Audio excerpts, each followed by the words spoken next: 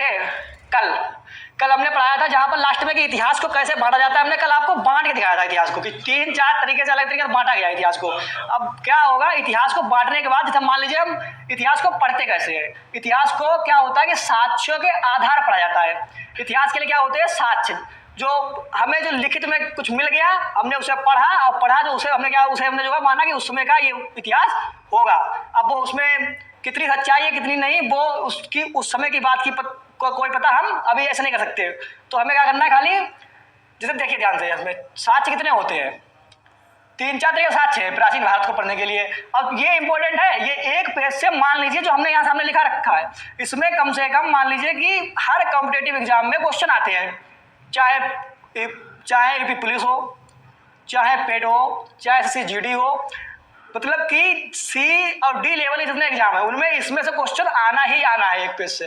ध्यान दीजिए कि उसको इतिहास को पढ़ने के लिए सबसे पहले देखते हैं धार्मिक ग्रंथ, कि जिस उस समय की धार्मिक दशा क्या रही होगी, ये कैसे चलेगा, उस समय की धार्मिक दशा में कौन सा धर्म प्रबल रहा होगा, कौन सा कमजोर रहा होगा, कैसे चलेगा कि उसमें के धार्मिक ग्रंथ क्या कहते हैं। उस समय के धार्मिक ग्रंथ, जैसे मान लीजिए प्राचीन इतिहास के बारे में जाने, तो प्राचीन इतिहास के बारे में ये आपको ये हम बता रहे हैं, अभी जो है बहुत ज़्यादा डीप में जाने की जरूरत नहीं है और आगे भी बहुत ज़्यादा डीप अभी नहीं पढ़ाएंगे, मतलब जो है अभी पहला दूसरी क्लास है, इसलिए आपको एक ओवरव्यू दे रहे हैं, ठीक, कि ऐसे ऐसे आपको पढ़ना चाहिए। दूसरा क्या होता है, ऐतिहासिक ग्रंथ। तीसरा क्या होता है, विदेशी विवरण। और चौथा क्या होता है, पुरातात्विक साक्ष्य। अब धार्मिक ग्रंथ जैसे मान लीजिए कि वैदिक काल से पहले थी सिंधु घाटी सभ्यता। सिंधु घाटी सभ्यता कौन से काल में आती है, कल हमने जो काल पढ़ाए थे उनमें से सिंधु घाटी सभ्यता आती है आद्य ऐतिहासिक काल में। आद्य ऐतिहासिक काल का मतलब क्या है कि उसमें जो है हमें साक्ष्य तो मिले हैं लेकिन पढ़ नहीं पाया हमने उनको। उसके बाद आता है वैदिक काल। वैदिक काल में क्या है कि जो साक्ष्य मिले हैं हमें लिखित में, और लिखित में जो साक्ष्य मिले उन्हें हमने पढ़ा भी है। तो जब हमने पढ़ा है तो हम जानते हैं उस समय की स्थिति क्या रही होगी। तो उस समय हमने, जैसे प्राचीन भारत में 4 वेद थे, 4 वेद हैं, उनको हमने उस समय पढ़ा था। वो साक्ष्य हो गए हमारे इतिहास के लिए कि उस समय कैसी स्थिति रही होगी जानने के लिए। पुराण, वेद के बाद पुराण, उपनिषद, ब्राह्मण ग्रंथ, आरण्यक, ठीक है, ये जो हो गए ये अलग है। और ऐतिहासिक ग्रंथ, ऐतिहासिक ग्रंथ होते हैं जैसे कि सबसे ज्यादा इंपॉर्टेंट जो ऐतिहासिक ग्रंथ है वो है अर्थशास्त्र। अर्थशास्त्र जो लिखा था चाणक्य ने। प्राचीन भारत में सबसे ज्यादा जो जानकारी हमें मिलती है उस समय के प्रशासन की, उस समय की राजनीति की, वो किससे मिलती है, अर्थशास्त्र से मिलती है। अर्थशास्त्र, जैसे क्वेश्चन आता है, क्वेश्चन बहुत इंपॉर्टेंट है कि अर्थशास्त्र निम्न में से, 4 ऑप्शन होते हैं, निम्न में से किस विषय पर आधारित पुस्तक है। तो जिसने नहीं पढ़ी होगी या जिसने इसके बारे में नहीं सुना होगा तो उसे लगा देगा अर्थशास्त्र मतलब इकोनॉमिक्स, मतलब कि रुपए पैसे जुड़ी हुई। लेकिन अर्थशास्त्र ऐसा नहीं है। अर्थशास्त्र जो है वो कौटिल्य की, मतलब चाणक्य की जो लिखी हुई पुस्तक है, ये हमें उस समय की राजनीतिक स्थिति के बारे में बताती है। और दूसरी है राज तरंगिणी कलहड़, इसके लेखक थे। ये पुस्तक जो है ये जम्मू कश्मीर, जिसमें अब जम्मू नहीं कहेंगे उसमें कश्मीर, ये जो है ये कश्मीर का इतिहास बताती है। क्वेश्चन भी आता है बहुत जगह कि राज तरंगिणी पुस्तक किस पर आधारित है या किसके बारे में बताती है। तो ये किसके बारे में बताती है, जम्मू कश्मीर, मतलब जम्मू नहीं, कश्मीर के इतिहास के बारे में, उस समय के कश्मीर के इतिहास के बारे में बताती है। और अष्टाध्यायी क्या है, पाणिनिक पुस्तक है। ये महाभाष्य क्या है, पतंजलि पुस्तक है। ये सभी पुस्तकें उस समय के ऐतिहासिक ग्रंथ है जिनमें उस समय की राजनीति, उस समय के जो भी चल रहा हो चीजें, वो सब उसके बारे में बता रखा है। विदेशी विवरण क्या होते हैं कि विदेशों से कुछ लोग आए यहाँ, उन्होंने यहाँ की राजनीतिक स्थिति, सामाजिक स्थिति, आर्थिक स्थिति देखी और देख के उसको लिख दिया। जैसे इसमें एक पुस्तक और बहुत इंपॉर्टेंट होती है,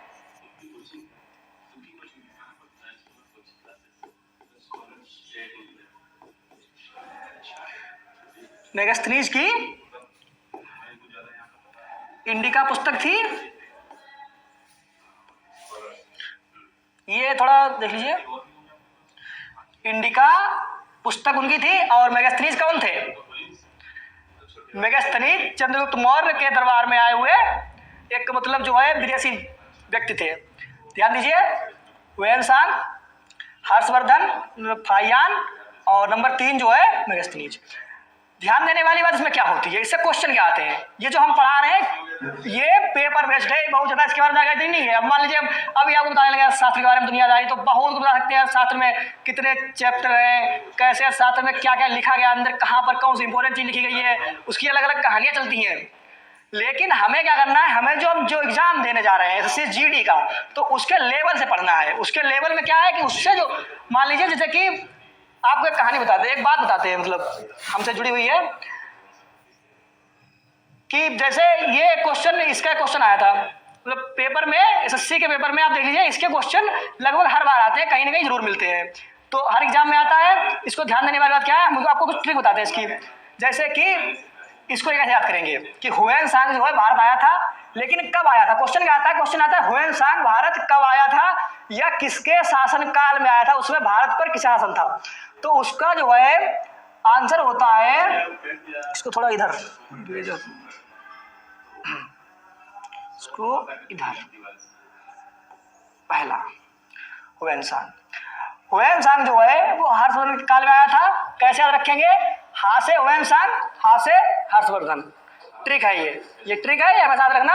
हा से हुएनसांग, हा से हर्षवर्धन। हुएनसांग की एक पुस्तक है सी यू की। इस पुस्तक में उसने भारत के उस समय के इतिहास के बारे में बताया है कि उस समय कैसी स्थितियां होती थी, भारत में क्या स्थिति थी। फाहियान चंद्रगुप्त विक्रमादित्य, मतलब कि जो है वो चंद्रगुप्त जिन्हें हम बोलते हैं चंद्रगुप्त, क्या नाम उनका, वो विक्रम बेताल वाले चंद्रगुप्त विक्रमादित्य, उनके समय में ये पहले आया था, ये बाद में आया था, क्योंकि हर्षवर्धन बाद में है, अब ये पहले है, गुप्त साम्राज्य में आते हैं। मेगास्थनीज की इंडिका, ये मौर्य साम्राज्य में आते हैं। ये 3 इंपॉर्टेंट पुस्तकें हैं। एक पुस्तकें तो और भी हैं, जैसे एक पुस्तक लिखी गई, इसके आगे अगले पेज लिख दे या यहीं पे लिख दे रहे हैं, हिस्टोरिका, हेरोडोटस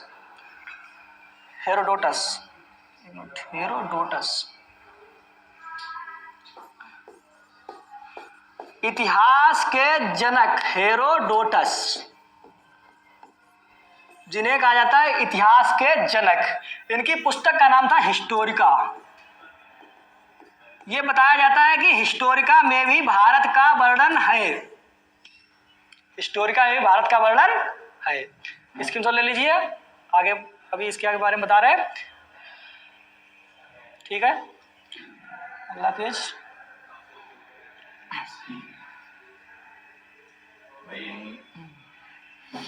कुछ पुस्तकें और हैं, लेकिन जैसे इंपॉर्टेंट वाले बता देंगे। एक पुस्तक जो होती है वो भारत के भारत के भूगोल पे आधारित है, लेकिन वो हमारे काम की नहीं है। हमारा इतिहास जो हम पढ़ा रहे हैं अभी, हम जिसको पढ़ा रहे हैं उस चीज़ में ध्यान दीजिए। इसमें से क्वेश्चन जरूर आएगा मेरे हिसाब से। इसमें से जो बच्चे यहाँ देख रहे हैं, क्यों यहाँ इसमें कमेंट कहाँ दिखती है, कमेंट कहाँ से दिखती है।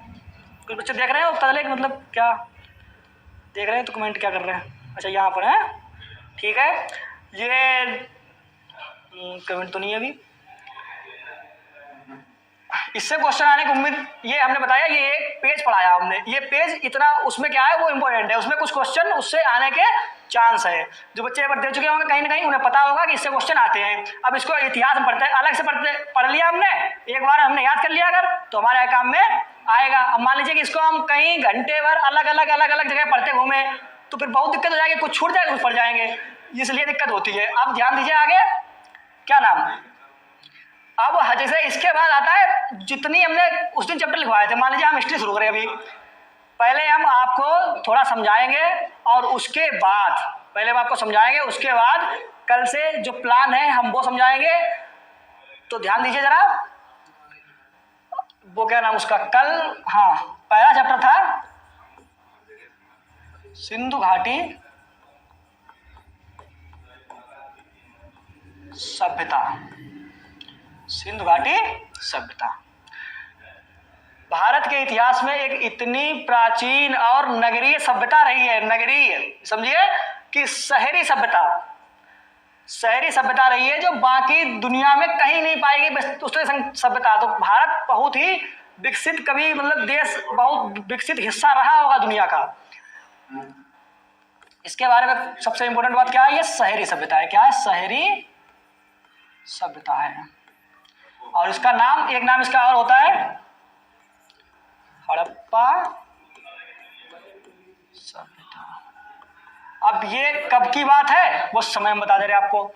जैसे इसके लिए एक समय माना जाता है, मान लीजिए समय तो इसके लिए अलग माने जाते हैं, लेकिन जैसे सबसे जो माना हुआ समय है वो है 3300 ईसा पूर्व से 1700 ईसा पूर्व तक। अब ये ईसा पूर्व क्या है? ईसा पूर्व क्या होता है? इसको हम लिखते हैं 3300 BC से 1700 BC।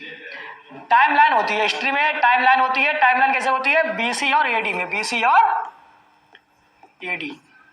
AD का मतलब होता है एनो डोमिनी। इसका मतलब होता है कि जो बाद, एक शताब्दी के बाद की, ईसा मसीह के जन्म की बाद की बातें हैं वो AD में लिखी जाती हैं। उससे पहले की जो है वो BC में लिखी जाती है। जैसे कि ये टाइमलाइन है, इसमें 0, इधर वाले सब BC में लिखे जाएंगे, इधर वाले सबके सब AD में लिखे जाएंगे, बिफोर क्राइस्ट। इसका मतलब क्या होता है? बिफोर क्राइस्ट मतलब ईसा मसीह से पहले की बातें हैं, ये ईसा मसीह के बाद की बातें हैं। तो जैसे 3300, उसका मतलब ये हुआ कि इधर जाते हैं, जैसे हम इधर चले 1000 ईस्वी, फिर हम आए 2000 ईस्वी, फिर हम 2000 से क्या है 2024 ईस्वी, इस तरीके से। तो इधर क्या होता है, इसे हमारे 3300 से, जैसे मान लीजिए कि 1000 BC 2000 BC। मैथ जो पढ़ते होंगे बच्चों को पता होगा कि हमेशा टाइम इधर जो है वो अक्षर बढ़ते हुए दिखते हैं, लेकिन ये घटे हुए होते हैं, छोटे होते हैं, लेकिन इसलिए लिखे जाते हैं।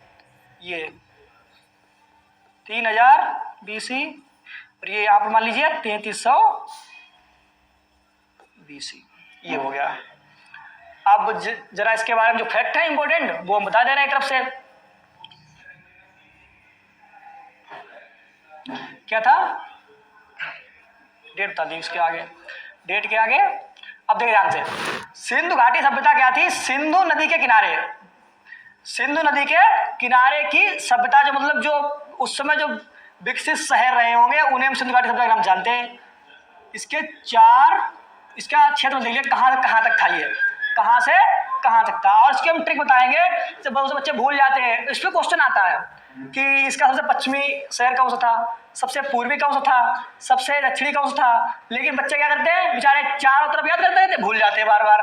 तो हम उसकी ट्रिक बताएंगे। ट्रिक बताने से क्या होगा कि आप अगर ट्रिक बैठा लेंगे दिमाग में तो कभी आपको भूलेंगे नहीं। जैसे कि मान लीजिए ये उत्तर है, ये दक्षिण है, ये पूरब और ये पश्चिम। सबसे पूर्वी कौन सा इलाका था और पश्चिमी कौन सा था, उत्तरी कौन सा था, दक्षिणी कौन सा था? इसके सबसे पूर्व में था आलमगीरपुर। आलमगीरपुर ये हिंडन नदी किनारे है, उत्तर प्रदेश। मेरठ, हिंडन नदी मेरठ उत्तर प्रदेश, ये याद रखिए, उत्तर प्रदेश आलमगीरपुर। पश्चिम में कौन सा था? सुतकांगे डोर, सुतकांगे डोर। दक्षिण में कौन सा था?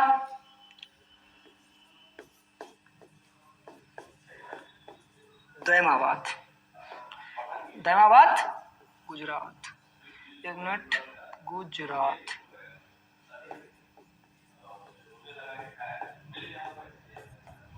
और उत्तर में कहां तक थे? कश्मीर, मांडी,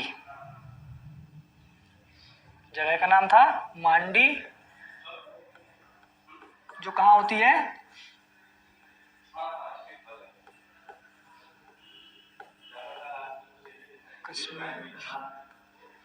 कश्मीर। अब इसकी ट्रिक क्या है? जैसे आपको याद रखना है कि दक्षिण में दयाबाद है, दक्षिण में दयाबाद गुजरात में, तो दा से दक्षिण, दा से दयाबाद, दा से दक्षिण, दा से दयाबाद। इसको ध्यान रखिए कि मांडी कश्मीर में है, तो इसका जैसे तरीका होता है मॉक, जैसे हम लिखते हैं मॉक टेस्ट, हम लोग मॉक टेस्ट देते हैं, तो उससे ध्यान रखिए कि माँ और मतलब कश्मीर, और कश्मीर तो हमारा दक्षिण में ही है, उत्तर में ही सबसे ज़्यादा, कश्मीर सबसे ज़्यादा उत्तर में है, ध्यान रखिए। मॉक मतलब कि माँ से मांडी और का से कश्मीर, मांडी कश्मीर में कहाँ है? उत्तर में है। दक्षिण में क्या है? दादा दक्षिण, दादा दयाबाद कहाँ है? गुजरात में, ठीक है। तो और ये क्या है? जैसे पशु, क्या रखेंगे हम?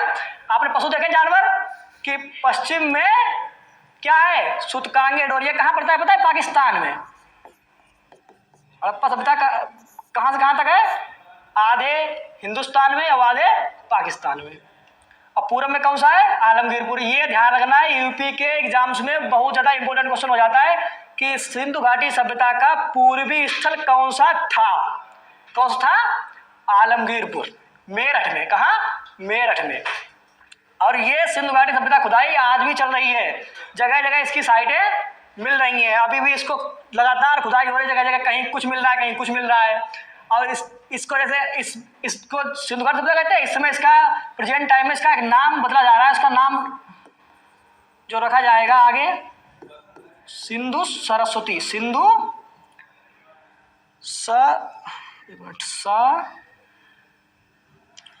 सरस्वती। ये करंट अफेयर की चीज है, सिंधु सरस्वती सभ्यता। ये कहा जाता है कि सरस्वती नदी पहले, इसके सबूत नहीं थे सरस्वती नदी कोई नदी थी, लेकिन अब जो है विज्ञानियों द्वारा खोज की गई लगातार, तो उन्होंने डिसाइड कर लिया सरस्वती नदी हरियाणा में बहती थी, तो उसके आधार पर इसका नाम बदल दिया गया है। इसका नाम क्या हो गया है? मतलब बदला जाएगा। अभी ये मांग करी जा रही है कि इसका नाम जो होना चाहिए वो सिंधु सरस्वती सभ्यता होना चाहिए। हड़प्पा क्यों नहीं होना चाहिए?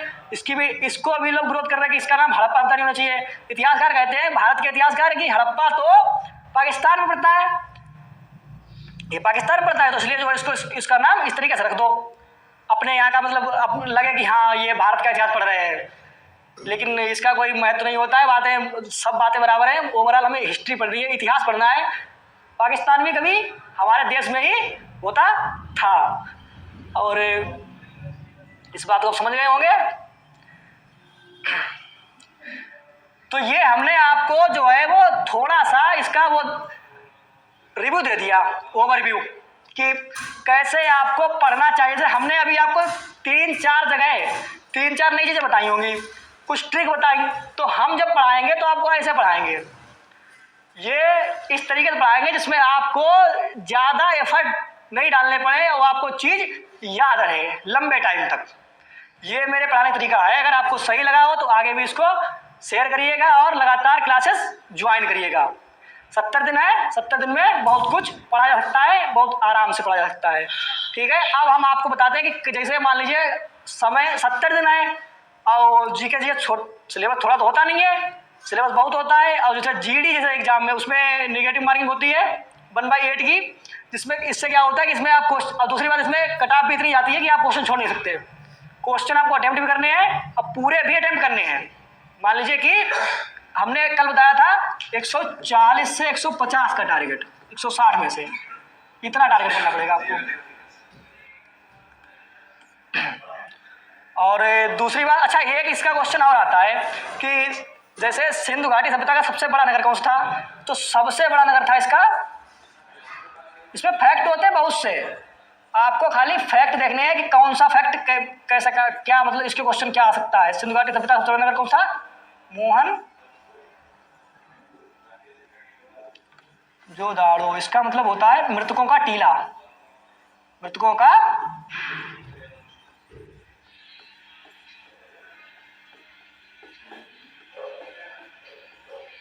और इससे बहुत से फैक्ट, जैसे कि इसमें समुद्री व्यापार होता था। लोग कहते हैं इसमें जो है सिंधु घाटी सभ्यता में उस समय समुद्री व्यापार भी हुआ करता था, समुद्री व्यापार होता था, तो उसमें क्या होता, बंदरगाह,